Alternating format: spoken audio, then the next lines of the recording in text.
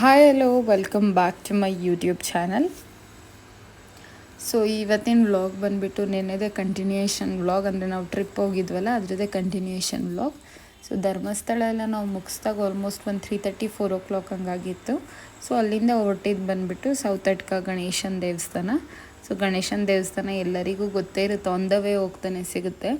So ಈ ಸತಿ ವಿಶೇಷ ಏನಪ್ಪ ಅಂತಂದರೆ ನಾವು ಗಂಟೆ ಕಟ್ಟಿದ್ವಿ, ಅಂದರೆ ನಾನು ನನ್ನ ಹಸ್ಬೆಂಡ್ ಸೇರ್ಕೊಂಡು ಗಂಟೆ ಕಟ್ಟಿದ್ವಿ. ಯಾವತ್ತೂ ನಾನು ಟ್ರೈ ಮಾಡಿರಲಿಲ್ಲ, ಬಟ್ ತುಂಬ ಸತಿ ಹೋದಾಗ ನಮ್ಮ ಅಮ್ಮವರೆಲ್ಲ ಹೇಳೋರು ಗಂಟೆ ಕಟ್ಬಾ ಅಂತ. ನನಗೆ ಮನಸ್ಸು ಆಗ್ತಾ ಇರಲಿಲ್ಲ, ಏನಕ್ಕೆ ಕಟ್ಟಬೇಕು ಅನ್ನೋ ಥರ ಫೀಲ್ ಆಗ್ತಿತ್ತು.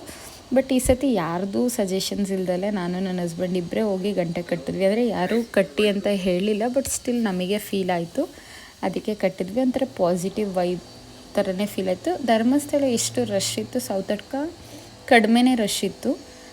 ಬಟ್ ಈ ಸತಿ ಏನೋ ಫೋಟೋಸ್ ಎಲ್ಲ ತೊಗೊಳಕ್ಕೆ ಬಿಡ್ತಾ ಇರಲಿಲ್ಲ ಅವರು, ಏನಕ್ಕೆ ಆ ಥರ ಎಲ್ಲ ರೂಲ್ಸ್ ಮಾಡಿದ್ದಾರೆ ಗೊತ್ತಿಲ್ಲ. ಬಟ್ ಮುಂಚೆ ಎಲ್ಲ ಗಣೇಶನ ಪಕ್ಕ ನಿಂತ್ಕೊಂಡು ಫೋಟೋ ತಗೊಂಡ್ರು ಅವ್ರು ಏನೂ ಅಂತ ಇರಲಿಲ್ಲ. ಸೊ ಅದೊಂದು ಬೇಜಾರಾಯಿತು. ಅಲ್ಲೆಲ್ಲ ಮುಗಿಸ್ಕೊಂಡು ನಾವು ಹೊರಟಿದ್ದು ಸುಬ್ರಹ್ಮಣ್ಯ ರೀಚ್ ಆಗೋ ಅಷ್ಟೊತ್ತಿಗೆ ಆಲ್ಮೋಸ್ಟ್ ಒಂದು 5 ಸುಬ್ರಹ್ಮಣ್ಯದಲ್ಲಂತೂ ಅಸಮಾಗಿ ದರ್ಶನ ಆಯ್ತು ಈ ಸತಿ.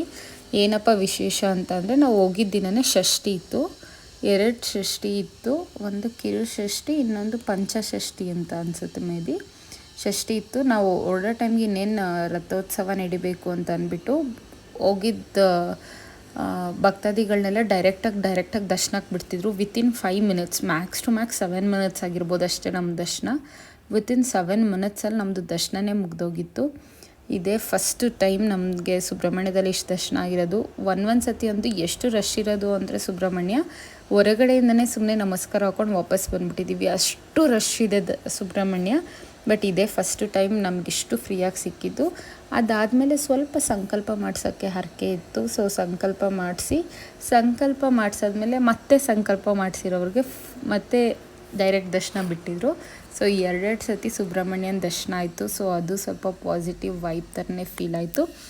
ಮತ್ತು ಇನ್ನೂ ಒಂದು ಸ್ಯಾಡ್ ನ್ಯೂಸ್ ಏನಂತಂದರೆ, ನನಗಿದು ತನಕನೂ ನನಗೆ ನೆನಪೇ ಇಲ್ಲ, ಚಿಕ್ಕವಳಿದ್ದಾಗ ಸಿಕ್ಕಿದೆಯೋ ಇಲ್ವೋ ಅದು ನನಗೆ ನೆನಪಿಲ್ಲ.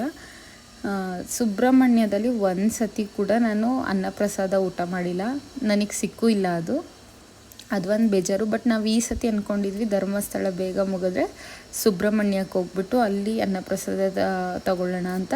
ಬಟ್ ಈ ಸತಿ ಧರ್ಮಸ್ಥಳದಲ್ಲೇ ಆಯಿತು. ನೆನ್ನೆ ಹೇಳಿದ ಥರ ನನಗೂ ನನ್ನ ಹಸ್ಬೆಂಡಿಗೂ ಅದು ಸ್ವಲ್ಪ ಕಾಂಟ್ರವರ್ಸಿನೂ ಆಗಿತ್ತು. ಕಾಂಟ್ರವರ್ಸಿ ಪ್ರಕಾರ ಲಾಸ್ಟಿಗೆ ನಾನು ಹೇಳಿದ ಪ್ರಕಾರ ಧರ್ಮಸ್ಥಳದಲ್ಲೇ ಊಟ ಮಾಡಿದ್ದಾಯಿತು. ಸೊ ನೆಕ್ಸ್ಟ್ ಟೈಮ್ ಯಾವಾಗಲಾದ್ರೂ ಯಾವಾಗ ಆ ಕ್ಷೇತ್ರದಲ್ಲಿ, ಅಂದರೆ ಆ ಥರ ದೇವಸ್ಥಾನದಲ್ಲಿ ನಮಗೆ ಅನ್ನ ತಿನ್ನಬೇಕು ಅಂತ ಋಣ ಇರುತ್ತೆ, ಆವಾಗಲೇ ಸಿಗೋದು ಅಂತಲೇ ಅಂದ್ಕೊಂಡು ಬಂದಿದ್ದಾಯಿತು.